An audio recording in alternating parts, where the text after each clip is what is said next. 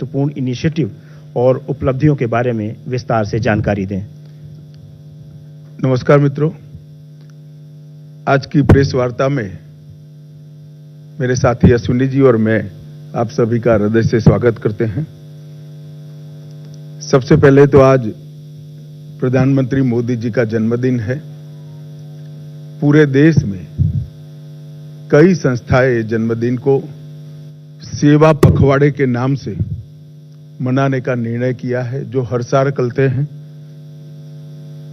17 सितंबर से 2 अक्टूबर ये 15 दिन देश भर के सभी जरूरतमंद लोगों की सेवा में हमारे जैसे कई कार्यकर्ता इसको लगाएंगे। प्रधानमंत्री जी एक छोटे से गांव के गरीब परिवार में जन्म लेकर दुनिया के सबसे बड़े लोकतंत्र के प्रधानमंत्री बने। न केवल प्रधानमंत्री बने, 10 साल में दुनिया भर से 15 अलग अलग राष्ट्रों ने इनको अपना सर्वोच्च पुरस्कार देकर न केवल प्रधानमंत्री जी हमारे देश का गौरव बढ़ाया है। आज देश की 140 करोड़ की जनता बहुत मन के साथ इनके दीर्घायुष के लिए प्रभु प्रार्थना कर रही है। मैं और अश्विनी जी भी वो प्रभु प्रार्थना के साथ अपने आप को संबद्ध करते हैं। मित्रों, आज की प्रेस वार्ता मोदी जी की तीसरी सरकार के पहले 100 दिन के कामकाज पर आपको सूचना देने के लिए बुलाई गई। जैसा आप जानते हैं, लगातार 10 साल भारत के विकास को समर्पित, भारत की सुरक्षा को समर्पित और भारत के गरीबों के कल्याण को समर्पित सरकार चलाने के बाद इस आम चुनाव में तीसरी बार भारतीय जनता पार्टी को और हमारे साथी दलों को सरकार बनाने का एक जनादेश जनता ने दिया। इसके परिणाम स्वरूप 60 साल के बाद पहली बार कोई एक नेता तीसरी बार अपनी घोषणा के साथ देश का प्रधानमंत्री बनकर देश का नेतृत्व कर रहा है। 60 साल के बाद पहली बार देश में राजनीतिक स्थिरता का माहौल आया है और नीतियों के सातत्य को भी हमने अनुभव किया है। और नीतियों की दिशा, नीतियों की गति और नीतियों को क्रियान्वयन करने की सटीकता, ये तीनों 10 साल तक बरकरार रखकर 11वें साल में प्रवेश करना मैं मानता हूं बहुत कठिन है। दुनिया के कई देशों में भी देखा गया, जहां एक प्रकार से वाइब्रेंट लोकतंत्र है, वहां पर ऐसे बहुत कम ही उदाहरण दिखाई पड़ते हैं। और इसका कारण है कि इस 10 साल में देश की बाहरी सुरक्षा, देश की आंतरिक सुरक्षा और देश की रक्षा प्रणाली, इसको मजबूत कर एक सुरक्षित भारत बनाने में नरेंद्र मोदी सरकार ने बहुत बड़ी सफलता मोदी जी के नेतृत्व में प्राप्त की है। शिक्षा के अंदर आमूलचूर परिवर्तन, हमारे चिर पुरातन शिक्षा शैक्षणिक मूल्यों को समाहित करते हुए, हमारी भाषाओं को गौरवान्वित करते हुए और आधुनिक से आधुनिक शिक्षा को समाहित करते हुए नई शिक्षा नीति लाने का काम नरेंद्र मोदी जी ने किया है। जब मेक इन इंडिया का नारा दिया गया, काफी लोग इसका मखौल उड़ाते थे, मगर आज मैं बहुत फक्र के साथ कह सकता हूं कि भारत पूरी दुनिया में उत्पादन का सबसे चहेता केंद्र बन चुका है और ये वास्तविकता है। हमारी डिजिटल इंडिया की योजना को दुनिया के कई देश समझना भी चाहते हैं, स्वीकारना भी चाहते हैं और उसको अपने विकास का आधार भी बनाना चाहते हैं। इकोनॉमी के 13 पैरामीटर्स में, चाहे बैंकिंग हो, चाहे मुद्रास्फीति हो, चाहे विकास दर हो, हर पैरामीटर में हमने डिसिप्लिन लाई है और प्रगति भी की है। अंतरिक्ष के क्षेत्र में आज सभी लोग भारत का अंतरिक्ष के क्षेत्र में भविष्य उज्जवल है, इसको एक्नोलेज करते। 10 वर्ष में आजादी के बाद पहली बार दुनिया ने रीढ़ की हड्डी वाली विदेश नीति को देखने का मौका मिला है। भारत की विदेश नीति में मेरे जैसे कई लोगों को रीढ़ की हड्डी दिखाई नहीं पड़ती थी, अब भारत की विदेश नीति में रीढ़ की हड्डी दिखाई पड़ती है। 10 साल में देश के 60 करोड़ गरीबों को एक ही 10 साल में घर, शौचालय, गैस, पीने का पानी, बिजली, 5 किलो मुफ्त अनाज और 5 लाख तक की स्वास्थ्य की सुविधाएं देने का काम नरेंद्र मोदी जी ने किया है। और हमें लक्ष्य लेकर चले हैं कि अगली बार जब चुनाव में जाएंगे, इस देश में कोई व्यक्ति घर बगैर का नहीं होगा। युवाओं के लिए ढेर सारे मौके तराशे गए हैं। आज भारत का युवा भारत के नए प्लेटफॉर्म पर खड़ा होकर विश्व के युवा के साथ दो हाथ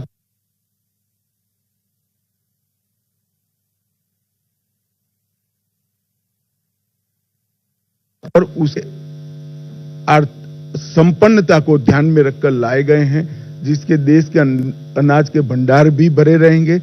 आत्मनिर्भर होकर हम एक्सपोर्ट की स्थिति में आएंगे और किसान की माली हालत भी सुधरेगी। अमृतकाल का जब वर्ष आया, मैं इसका साक्षी हूं, कई सारे सुझाव आए थे और मोदी जी ने हमेशा की तरह अपनी अनूठी स्टाइल से अमृत काल के वर्ष को इस तरह से मनाया कि जब अमृत काल का वर्ष समाप्त हुआ तो अमृत काल शुरू हुआ और 140 करोड़ लोग 2047 में महान भारत की रचना के संकल्प के साझीदार बने और भारत के विकास की यात्रा के भी साझीदार बने। एक प्रकार से 140 करोड़ की जनता को इतने महान लक्ष्य के साथ जोड़ना, ये बहुत बड़े विश्वसनीयता का प्रमाण है जो मोदी जी में देश की जनता देखती है। तीसरे मैंडेट के बाद 100 दिन समाप्त हो रहे हैं। 100 दिन में लगभग 15 लाख करोड़ रुपए की परियोजनाओं को चालू किया गया है। 100 दिन को मैंने 14 स्तंभों में बांटा है। मैं एक एक कर सबके लिए कुछ न कुछ कहना चाहूंगा। इंफ्रास्ट्रक्चर का जहां तक सवाल है, 100 दिन में 3 लाख करोड़ की परियोजनाएं हमने घोषित भी की है, इंप्लीमेंटेशन भी शुरू हुआ है। महाराष्ट्र के वधवान में 76,000 करोड़ की लागत से मेगा पोर्ट बनेगा, जो पहले दिन से ही विश्व के 10 प्रमुख बंदरगाहों में शामिल होगा। 49,000 करोड़ की 25,000 अनकनेक्टेड गांवों को जोड़ने की योजना, ये योजना 100 की आबादी वाले गांवों को भी जोड़ेगी। तो एक प्रकार से मजले, टोले और आदिवासी क्षेत्रों की छोटी वसाहतों को भी अब रोड से 12मासी कनेक्टिविटी दी जाएगी। 50,600 करोड़ की लागत से भारत के बड़े रोडों को भी बढ़ाने का निर्णय नरेंद्र मोदी सरकार ने किया है। वाराणसी में लाल बहादुर शास्त्री इंटरनेशनल एयरपोर्ट, पश्चिम बंगाल में बागडोगरा, बिहार में बिहटा में उन्नयन और अगत्ती और मिनीकोय में नवी हवाई पट्टी बनाकर पर्यटन को बढ़ावा देने के लिए आगे बढ़े हैं। बेंगलोर मेट्रो के phase 3, Pune metro, Thane integral ring metro और कई सारे मेट्रो के प्रोजेक्ट भी हमने इस 100 दिन में आगे बढ़ा है। किसानों को और कृषि का जहां तक सवाल है, 70वीं किस्त प्रधानमंत्री किसान सम्मान योजना की 9.5 करोड़ किसानों को 20,000 करोड़ रुपया वितरित किया गया और अभी तक कुल 12 करोड़ 33 लाख किसानों को 3 लाख करोड़ रुपया वितरित किया गया है।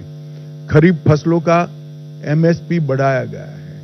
मैं एमएसपी पर जरूर कहना चाहूंगा कि आप लोग भी आंकड़ों का अध्ययन करिएगा। यूपीए सरकार और कांग्रेस की राज्य सरकारों से कई गुना ज्यादा एमएसपी की खरीदी भारतीय जनता पार्टी की नरेंद्र मोदी सरकार ने की है, हमारी एनडीए सरकार ने की है। यही बताता है कि ये सरकार किसानों के हितों को समर्पित है। मक्के से इथेनॉल के उत्पादन के लिए सहकारी चीनी मिलों के इथेनॉल उत्पादक इकाइयों का मल्टीफीड इथेनॉल इकाइयों में रूपांतरण किया गया है। अब वो न केवल गन्ने के रस से, मक्के से भी इथेनॉल उत्पादन कर पाएंगे। तो जिस वक्त देश में चीनी की जरूरत होगी तब गन्ने का रस का उपयोग नहीं होगा, मक्के का उपयोग होगा, और चीनी ज्यादा होगी तब चीनी के रस से इथेनॉल बनेगा। हमने प्याज और बासमती चावल की न्यूनतम निर्यात मूल्य एमईपी को हटा दिया गया है। प्याज पर निर्यात शुल्क 40% से 20% करा है, और एग्रीश्योर नाम का एक नया फंड लॉन्च करने का भी हमने काम किया है। मध्यम वर्ग को भी इस 100 दिनों में कई सारी राहत दी गई है। टैक्स राहत, 7 लाख तक की आय पर अब कोई टैक्स नहीं लगेगा। वन रैंक वन पेंशन का तीसरा संस्करण लागू कर दिया गया है, और 3 करोड़ घर प्रधानमंत्री आवास योजना के तहत स्वीकृत किए गए हैं। शहरी योजना के तहत 1 करोड़ घर और ग्रामीण इलाकों में 2 करोड़ घर। प्रधानमंत्री सूर्यघर मुफ्त बिजली योजना एक प्रकार से 2024 के बीच 2.5 लाख से ज्यादा घरों में सौर ऊर्जा का सिस्टम अब तक लग चुका है। एक अनूठी योजना है जिससे मध्यम वर्ग के परिवारों का बिजली का बिल तो मुफ्त हो ही जाता है, साथ में सौर ऊर्जा के हमारे लक्ष्य की पूर्ति के लिए भी वो कंट्रीब्यूट करते हैं। पीएम ई बस सेवा एनवायरमेंट फ्रेंडली सिस्टम तैयार करने के लिए लगभग 3400 करोड़ की सहायता से हमने पीएम ई बस सेवाओं की स्वीकृति दी है, और स्टार्टअप को वित्तीय राहत और इनोवेशन को बढ़ावा देने के लिए स्टार्टअप पर 31% का बोझ डालने वाले एंजल टैक्स को समाप्त करने का भी निर्णय भारतीय जनता पार्टी की सरकार ने दिया है। National industrial corridor development programme के तहत 12 इंडस्ट्रियल जोन बनाए जाएंगे। जो 12 इंडस्ट्रियल जोन बनाए जाएंगे वो कहीं न कहीं बड़े नेशनल हाईवे से लिंक होंगे, इसके आसपास होंगे। ये national industrial corridor development programme के तहत 12 इंडस्ट्रियल जोन देश के हर क्षेत्र में बनाने का हमने निर्णय किया है। सबसे महत्वपूर्ण निर्णय मध्यम वर्ग के लिए मुद्रा ऋण की सीमा 10 लाख से बढ़ाकर 20 लाख कर दी गई है। पुराने ऋण का जिन्होंने सफलतापूर्वक भुगतान किया है वो सभी को इसका फायदा मिलेगा। एमएसएमई के लिए क्रेडिट गारंटी स्कीम शुरू की गई।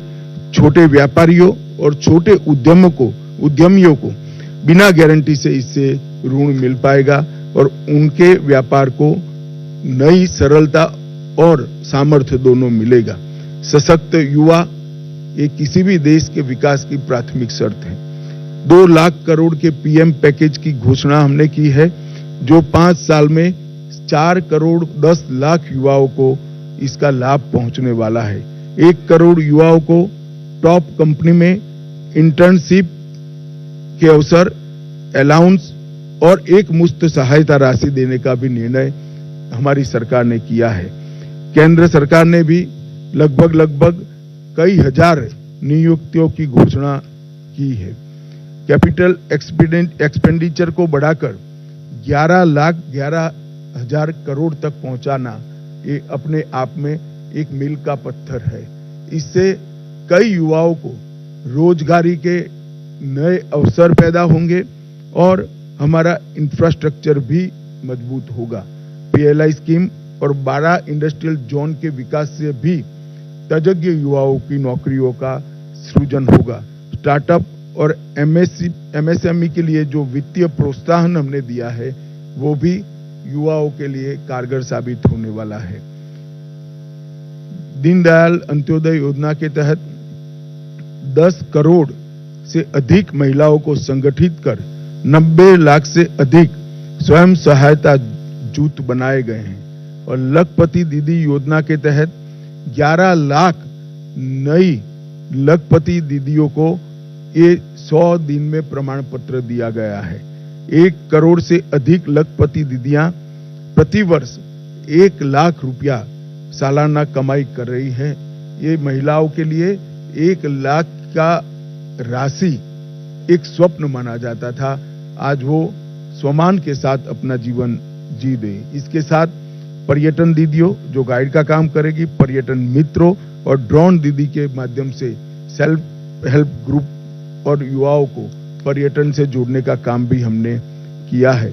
प्रधानमंत्री जनजातीय उन्नत ग्राम अभियान, इसके तहत 63,000 जनजातीय गांवों का पूर्ण विकास किया जाएगा, जिससे 5 करोड़ आदिवासियों की आर्थिक स्थिति में सुधार आएगा।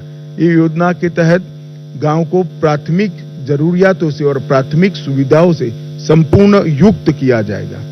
अनुसूचित जनजाति के दिव्यांग व्यक्तियों के लिए 3 लाख नए पहचान पत्र एक अभियान चलाकर 100 दिन में दिए गए। एकलव्य मॉडल आवासीय विद्यालय एक नए पहलुओं के साथ, नए आयामों के साथ फिर से इंट्रोड्यूस हो रहा है। वक्फ संशोधन विधेयक 2024 वक्फ संपत्तियों के प्रबंधन और संरक्षण और उसके दुरुपयोग तीनों को कमिटेड है और आने वाले दिनों में पार्लियामेंट में इसको पारित किया जाएगा। आयुष्मान भारत योजना आज देश के कई करोड़ लोगों के जीवन का, सरल जीवन का आधार बनी हुई है। 5 लाख तक का स्वास्थ्य से जुड़ा सभी खर्चा एनडीए की नरेंद्र मोदी सरकार उठा रही है और ये प्रधानमंत्री जी का बड़ा महत्वाकांक्षी प्रोग्राम है।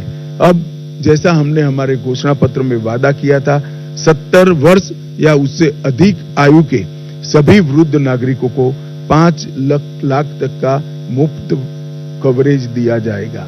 इसमें जो गरीब घर में 70 साल से अधिक वाले लोग हैं, उनको अपने कार्ड के अलावे और 5 लाख दिया जाएगा, तो उनका कवरेज एक प्रकार से 10 लाख तक किया जाएगा।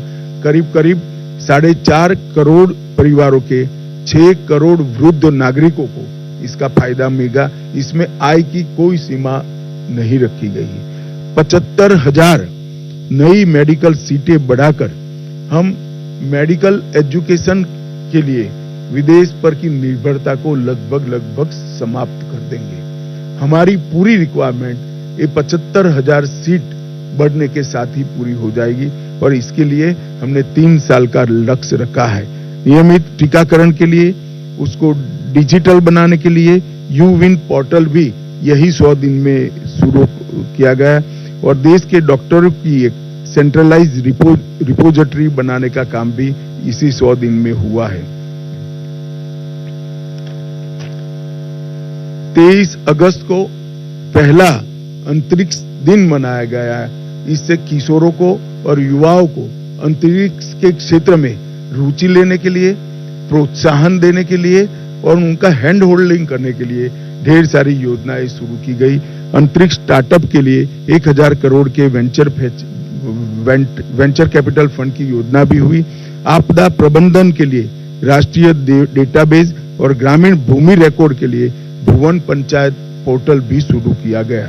सेमीकंडक्टर, गुजरात के साणंद में सेमीकंडक्टर की इकाई स्थापित की गई और मैं आपको बड़े विश्वास के साथ बताता हूं कि आने वाले 10 सालों में भारत सेमीकंडक्टर के क्षेत्र में एक बहुत बड़ा प्लेयर बनके उभरेगा। लॉ एंड ऑर्डर का जहां तक सवाल है, पुराने ब्रिटिशरों ने बनाए हुए आपराधिक कानूनों को बदलकर 1 जुलाई 2024 को 3 नए कानून इंप्लीमेंट किए गए।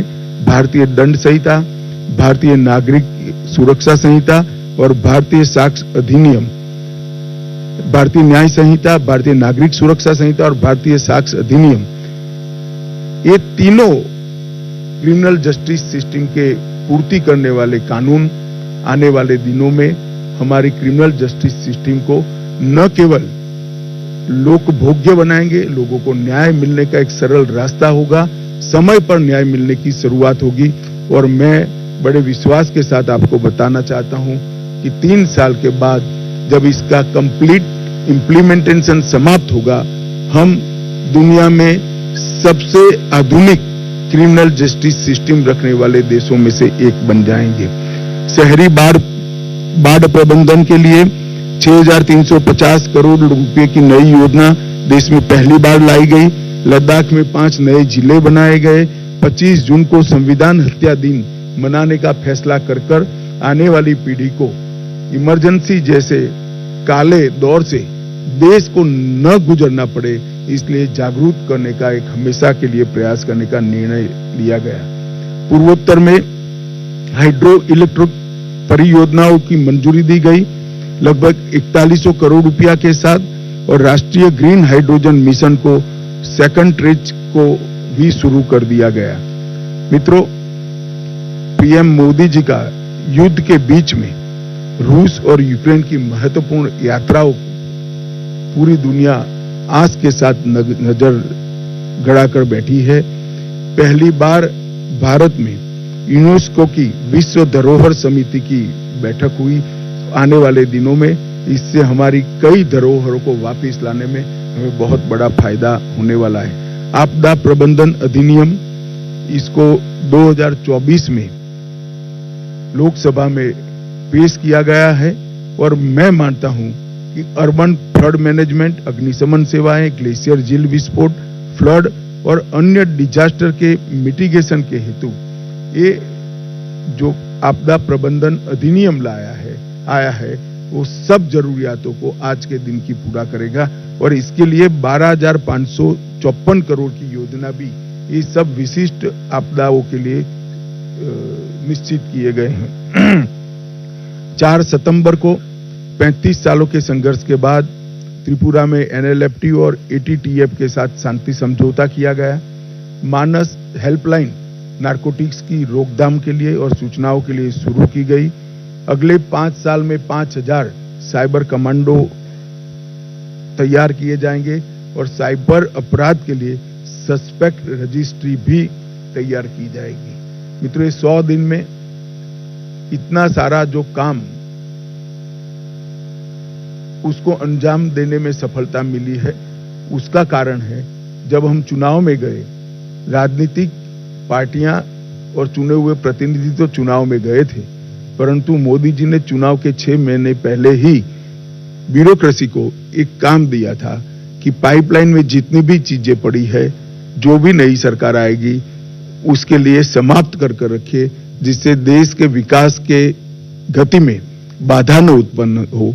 इसी का परिणाम है कि ये लगभग लाखों करोड़ों के काम 100 दिन के अंदर ही हम कैबिनेट तक की पूरी प्रोसीजर और कई जगह तो टेंडरिंग भी समाप्त कर चुके हैं। इसके कारण देश की विकास की गति न केवल बढ़ेगी, देश सुरक्षित संपन्न होगा, और नई शिक्षा नीति को इंप्लीमेंट कर शिक्षा के क्षेत्र में भी हम आगे बढ़ेंगे।